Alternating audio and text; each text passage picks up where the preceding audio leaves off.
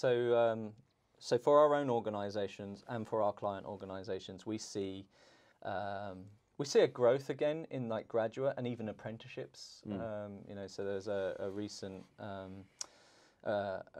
apprenticeship program with British Airways, for instance. So they've started that whole how do we bring in IT graduates again? It had stopped for a long time, so these things are now starting to surface again. British Telecom starting to in-source development skills again, rather than relying on outsourcing partners, which is infusing our the graduates coming out of school. But that work-based learning, I think, is critical to this. You know, too much training out there today is 2 days in a classroom, off you go, you'll sort it out yourselves. It's not enough at all levels, not just at the graduate level, but providing real work-based experiences and the necessary feedback loops to these people to consolidate the learning.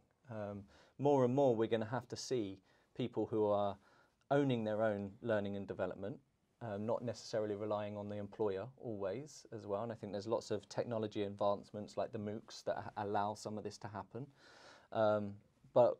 But we have to provide those opportunities as employers. So, you know, what Capita are doing there seemed like a very sensible move in this workspace. Just going back from my own personal career, I did a computer science degree. The most valuable part of my computer science degree was the year I spent in industry.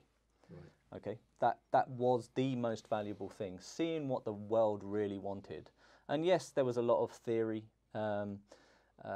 like that I had to learn about programming languages and databases and all of those sorts of interesting things. But actually, this is the world of work. It's the, you know, the politics that's happening in the workplace. It's the how do you get on well? You know, how do you build teams? And I haven't seen the evidence that the universities are really doing that side of life. So I think what we're doing is producing people who kind of get the theory of it, but are they ready for the workplace when they come out? And I'm not convinced that I'm seeing the evidence of that part. But then that's the onus on the employer to integrate them well, and maybe it's also integrating you know, returners in the same way, because people, you know, there's it's harsh to say, but there's almost an entitlement to work, but actually there's a real skill gap between the knowledge that these people are coming out with and then are they ready to actually produce great value